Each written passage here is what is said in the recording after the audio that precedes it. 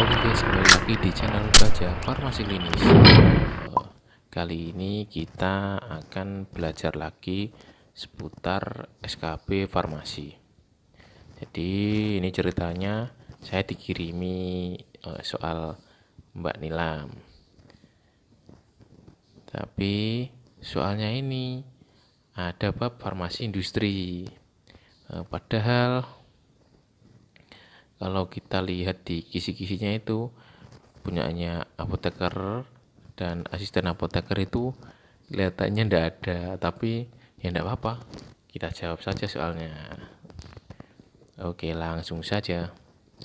Yang nomor satu itu perizinan industri, gitu aja ya, perizinan industri.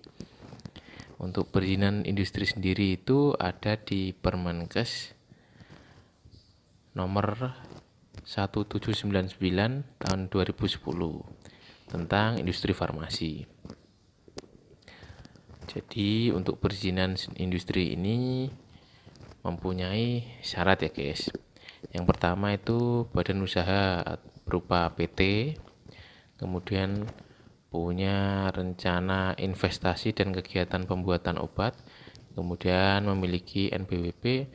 Nah ini memiliki secara tetap paling sedikit 3 orang apoteker warga negara Indonesia yang masing-masing sebagai penanggung jawab pemastian mutu, produksi, dan pengawasan mutu. Jadi kalau industri itu apotekernya harus 3. Nah, dikecualikan dari persyaratan sebagaimana dimaksud huruf A dan huruf B. Kalau berarti A ndak usah sama B ya, PT ndak usah, itu untuk perizinan industri farmasi milik Tentara Nasional Indonesia dan Kepolisian Negara Republik Indonesia. Untuk memperoleh izin industri farmasi diperlukan persetujuan prinsip. Persetujuan prinsip ini diajukan secara tertulis kepada Direktur Jenderal Dirjen Farmalkes.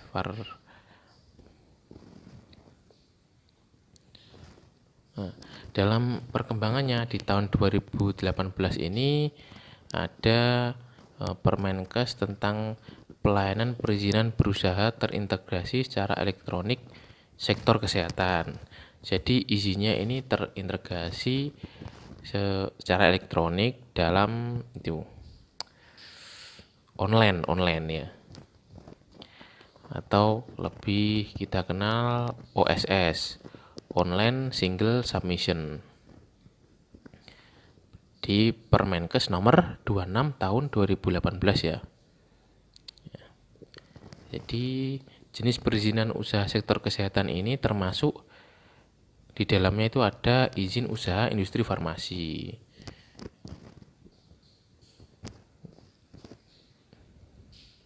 Nah, ini izinnya itu. Industri farmasi dan industri farmasi bahan obat diselenggarakan oleh pelaku non perseorangan berupa PT. Ya, isinya itu sama kayak tadi aslinya ya. Persyaratan untuk memperoleh sertifikat produksi. Yang A, rencana produksi industri farmasi atau rencana produksi industri farmasi bahan obat. Kemudian yang B, ya ini disebutkan lagi, memiliki secara tetap paling sedikit 3 orang apoteker warga negara Indonesia, masing-masing sebagai penanggung jawab pemastian mutu, produksi, dan pengawasan mutu. Jadi untuk perizinan industri tadi untuk yang upgrade sekarang itu ada di Permenkes nomor 26 tahun 2018 ya guys. Oke, kita lanjut soal yang kedua, gudang industri. Untuk gudang industri farmasi ini ada syaratnya, ditentukan secara itu CPOB ya, harus memenuhi persyaratan CPOB. CPOB itu cara pembuatan obat yang baik. Yang pertama harus ada protap atau prosedur tetap. yang mengatur tata cara kerja bagian gudang. Yang kedua, gudang harus cukup luas, terang, dan dapat menyimpan bahan dalam keadaan kering, bersuhu sesuai dengan persyaratan, bersih, dan teratur. Kemudian yang ketiga, harus terdapat tempat khusus untuk menyimpan bahan yang mudah terbakar atau mudah meledak, misalnya alkohol atau pelarut organik. Kemudian yang keempat, tersedianya tempat khusus untuk produk bahan status karantina dan ditolak. Kemudian tersedia tempat khusus untuk melakukan sampling room, ruang untuk sampling dengan kualitas ruangan seperti ruang produksi, gray area. Kemudian pengeluaran bahan harus menggunakan prinsip FIFO atau FIFO. FIFO itu first in, first out. Yang masuk duluan, keluar duluan.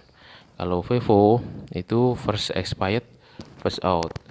Maksudnya itu kalau yang expirednya duluan dikeluarkan duluan. Ini guys contoh gambarnya, maksudnya barang dikarantina atau ditolak itu begini. Jadi untuk pembelian bahan obat itu harus disertai dengan COA itu loh guys. Itu maksudnya Certificate of Analysis. Kemudian setelah barang itu dikirim, ditaruh di gudang ya. Kemudian barangnya dikarantina dulu. Dalam proses karantina ini barangnya, maksudnya bahan obat itu diperiksa oleh QC. Nah, kalau bahan obatnya itu sesuai, bisa disimpan di gudang penyimpanan, bisa digunakan untuk produksi. Nah, kalau barangnya tidak sesuai, berarti kita ditolak. Barangnya kita kembalikan ke rekanan. Oke, lanjut. Kemasan obat primer, sekunder. Untuk kemasan ini dibagi menjadi 3 guys, primer, sekunder, tersier. Kalau kemasan primer itu berarti kemasan yang bersentuhan langsung dengan obatnya. Contoh kalau sirup berarti botolnya itu kemasan primer. Kemudian kalau sekunder itu kardus sirup itu loh, kardus yang kecil, sirupnya di dalam, itu sekunder. Kalau yang tersier berarti itu karton dalam bentuk banyak, itu di karton, itu tersier. Itu ya guys, sangat mudah. Lanjut, peran IPC QC di industri. Ini tak cerita guys, IPC itu in process control, kalau QC itu quality control. Jadi tak ceritani dulu nih guys. Jadi pas saya SMK Farmasi itu pernah PKL di PT Vitapam, PT Viva, pabrik kosmetik itu guys, Viva Kosmetik. Itu di bagian serbuk 1, bagian bedak, tapi yang sasetan. Jadi kalau IPC itu kan dari bahan ruahan itu bahan yang siap dikemas guys ya. Itu para operator kan ambil serbuk bedaknya itu dimasukkan di mesin untuk dikemas. Itu ada jangka waktunya melakukan IPC. IPC itu in process control, jadi operatornya itu ambil sampel misal 10 ya, kemudian ditimbang sesuai enggak sama rentangnya, kemudian ditepuk bocor apa enggak ini bedak sasetnya ini. Itu IPC. Jadi kalau IPC itu dari operator sendiri. Nah, kalau yang QC itu quality control, nanti pada jam berapa ada orang bagian QC ambil sampel, ditepuk sampai diambil, dicek juga. Jadi 2 cek ya. Kalau IPC itu kita sebagai operator yang ngecek, kalau QC itu ada pengecekan sendiri untuk mengecek kualitas ya.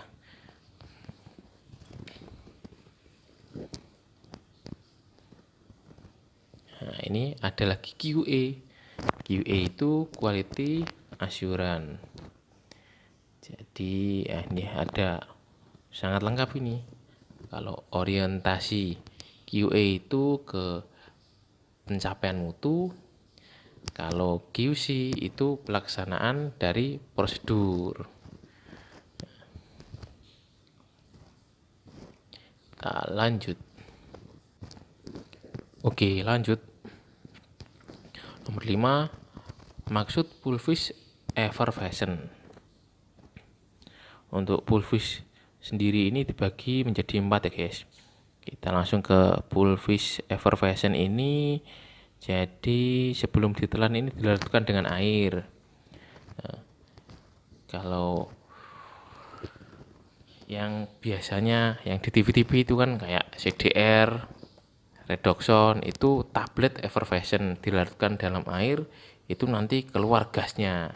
Nah, kalau pulvis effervescent ini dia serbuk dilarutkan ke air, nanti keluar gasnya. Begitu.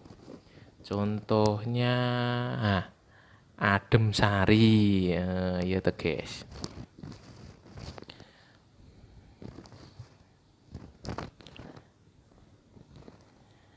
Lanjut, golongan aerosol terbutalin. Maksudnya itu terbutalin itu golongan apa ya?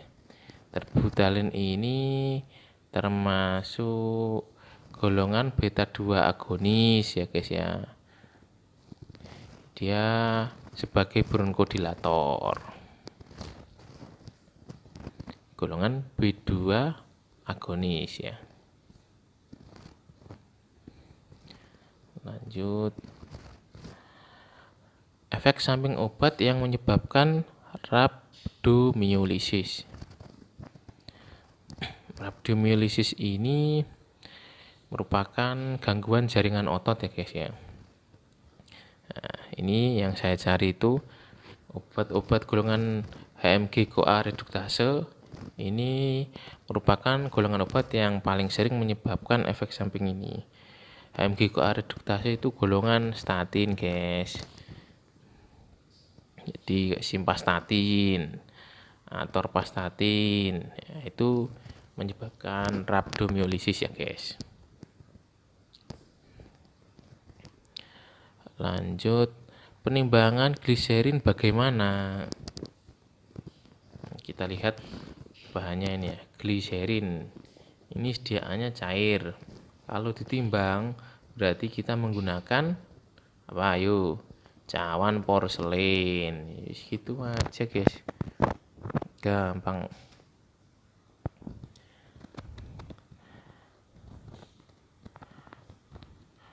Lanjut.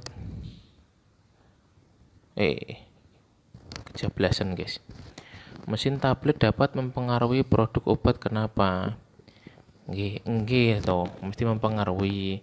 Kalau single punch itu dalam satu putaran menghasilkan satu tablet toh. Kalau rotary punch itu langsung dalam satu putaran itu menghasilkan banyak.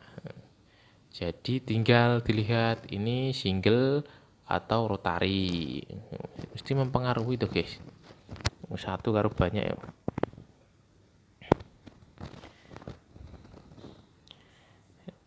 Nomor 10, faktur. Faktur ngono tok iki guys. Faktur adalah suatu dokumen komersial yang merinci transaksi antara pembeli dan penjual. Untuk faktur obat sendiri ini kan mesti yang dimaksud faktur obat ya guys. Itu meliputi ini ya, ada nomor faktur ya, kemudian tanggal, kemudian ini alamat penjual, PBF-nya alamatnya mana, kemudian ada jatuh temponya berapa. Nah, dalam faktur ini ada yang masuk itu batch-nya, nomor batch-nya masuk ya, terusan expired-nya, kemudian banyaknya, kemudian harganya. Gitu, guys.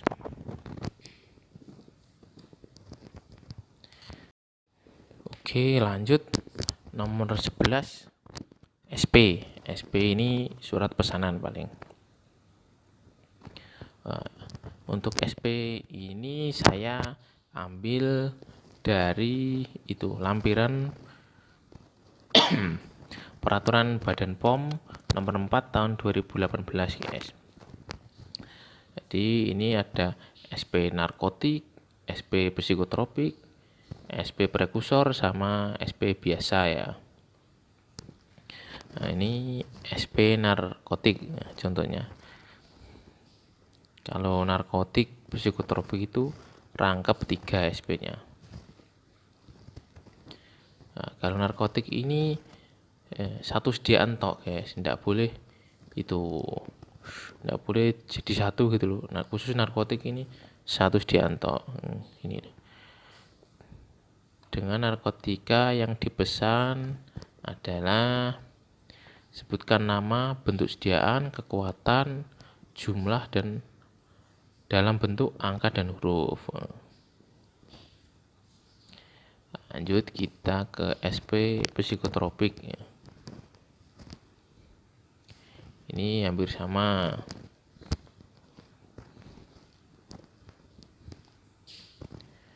Kemudian ini prekursor. Kalau prekursor itu tambahannya ada, guys, tambahannya itu zat prekursornya itu apa, kemudian kekuatannya berapa. Kalau SP obat biasa itu umumnya yaitu nomor, nama obat, sediaan, terus jumlah yang dipesan itu berapa gitu toh. Lanjut, barang datang tidak sesuai dengan pesanan, gimana ya? Dikembalikan. Mau tidak sesuai kok masa diterima tuh. Penerimaan barang di gudang. Kalau penerimaan barang berarti dicek dulu, kemudian dilihat fakturnya sesuai apa tidak. Gitu, gampang tuh. Lanjut, antibiotik sepsis. Nah, kejablasan. Ini tabel terapi antibiotik empiris untuk sepsis.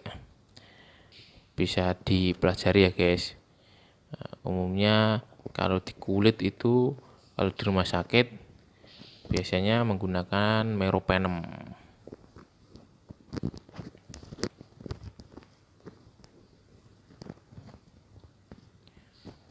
Jadi ini macam-macam. Kalau di paru, infeksinya di paru itu bisa menggunakan cefepime. Kalau di perut bisa menggunakan imipenem atau meropenem. Kalau di saluran kemih kita menggunakan Cipro atau Septri.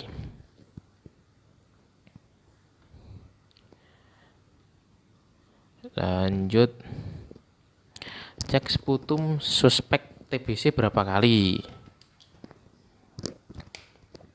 Nih. Jadi untuk cek sputumnya itu 3 kali ya.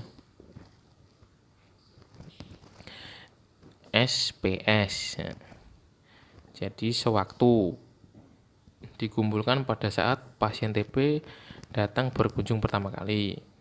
Kemudian P, pagi, dikumpulkan di rumah pada pagi hari kedua setelah bangun tidur. Kemudian sewaktu, dikumpulkan pada hari kedua saat menyerahkan dahak pagi. Jadi berapa kali? Kalau pertanyaan berapa kali berarti 3 kali.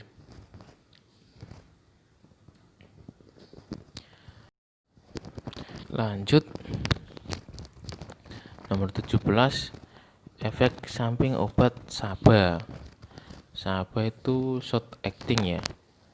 Jadi contohnya itu seperti salbutamol. Nah, efeknya apa aja? Banyak. Ada tremor, ada nausea, vomiting, berarti mual muntah, kemudian takikardi, palpitasi, dizziness, pusing, HCC, sakit kepala, ya banyak. Kalau utamanya kelihatannya itu takikardi, guys. Oke guys, mari kita lanjutkan. Ini produksi industri diawasi siapa? Ya, diawasi oleh bagian produksi guys. Kepala nih, ketuanya, kepala produksi, kepala bagian produksi ya. Itu yang mengasih produksi. Kalau yang bagian kontrol, QC, quality control. Kemudian distribusi obat di rumah sakit. Untuk distribusi obat di rumah sakit ini, kalau rawat jalan itu individual prescribing. Kemudian kalau dirawat inap ada UDD, UDD, dan ODD. Kalau UDD itu unit dose dispensing. Itu pemberian obat itu satu-satu. Pagi sudah diwadahi satu buat pagi. Kemudian siang diklip pada satu lagi. Malam satu, nanti diberikan saat waktunya minum obat. Kemudian kalau ODD, one daily dispensing, itu obatnya dikasihkan langsung 3, nanti pasiennya minum obat sendiri, begitu. Kemudian yang terakhir ini bobot penyimpangan tablet. Nah, ini soal farmasi industri banget.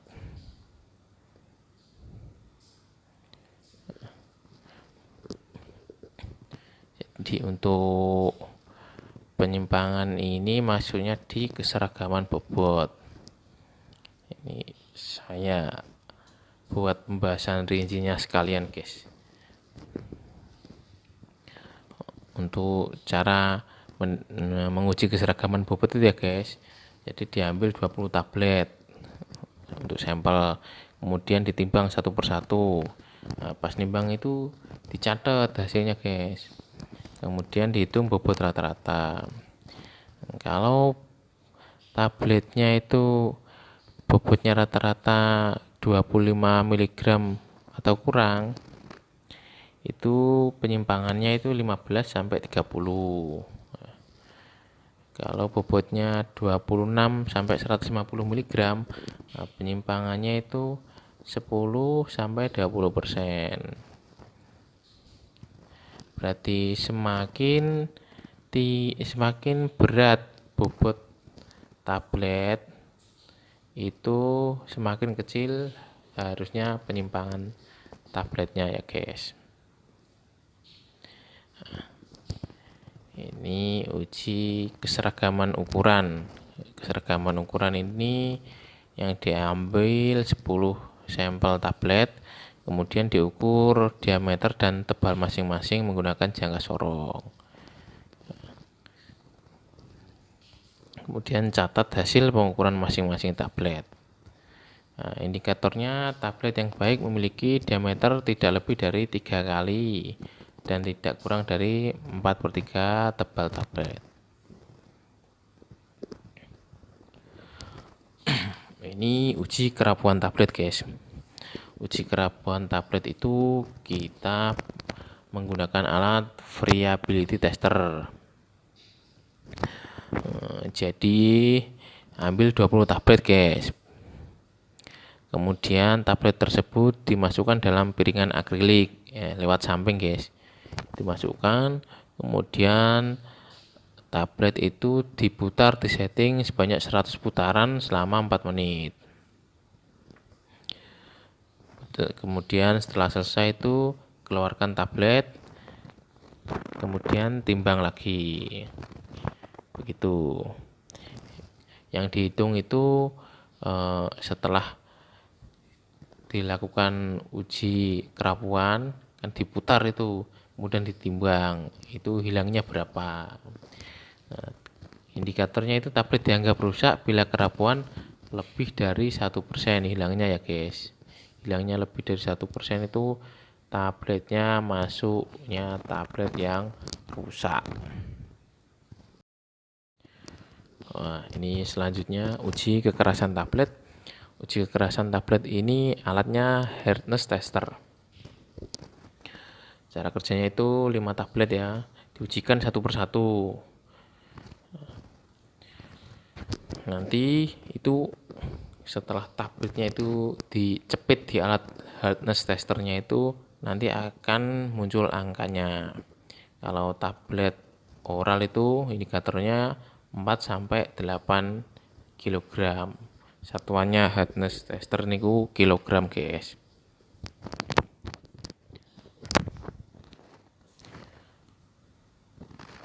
Lanjut uji waktu hancur tablet atau disintegran. Alat yang digunakan disintegration tester. Cara kerjanya masukkan 6 tablet dalam tabung, di mana tiap tabung diisi dengan 1 tablet. Jadi tabungnya itu guys, tabungnya itu ada bolongannya 6, nanti masukkan satu-satu, dak 6 ya. Kemudian alatnya dinyalakan, nanti alatnya modelnya naik turun. Kemudian tablet dinyatakan hancur jika tidak ada bagian tablet yang tertinggal. Berarti setelah dinaik turunkan itu tabletnya hilang guys, hancur. Yang dicatat itu waktu yang dibutuhkan masing-masing tablet untuk hancur. Kalau persyaratan waktu hancur untuk tablet yang tidak salut adalah kurang dari 15 menit. Kalau tabletnya itu salut gula itu 30 menit. Kemudian untuk yang salut enterik, nah salut enterik ini kan pecahnya salut tabletnya itu di usus ya, itu waktunya standarnya ada 60 menit.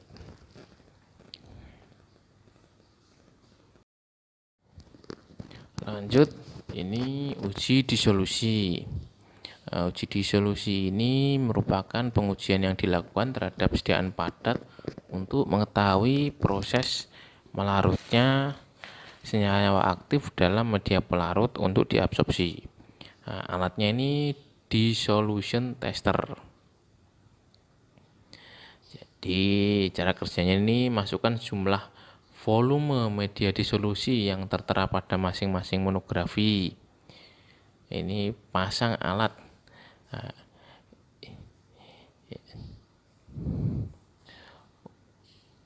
kemudian suhunya diatur ya 37 derajat Celcius, disamakan dengan suhu tubuh. Kemudian masukkan tablet ke dalam alat. Selanjutnya hilangkan gelembung udara dari permukaan sediaan yang diuji dan segera jalankan alat pada laju kecepatan seperti yang tertera dalam monografi. Untuk jumlah yang diuji tahap S1 itu 6, tahap S2 ditambah 6, kemudian tahap S3 itu ditambah 12. Begitu guys. Kemudian ini uji kadar zat aktif. Untuk uji kadar zat aktif ini alat yang digunakan buret, menggunakan metode titrasi. Yang diuji kadar aktifnya ya guys. Bisa juga kalau kita menggunakan KCKT yang lebih modern guysnya, atau HPLC. untuk menentukan kadar zat aktif.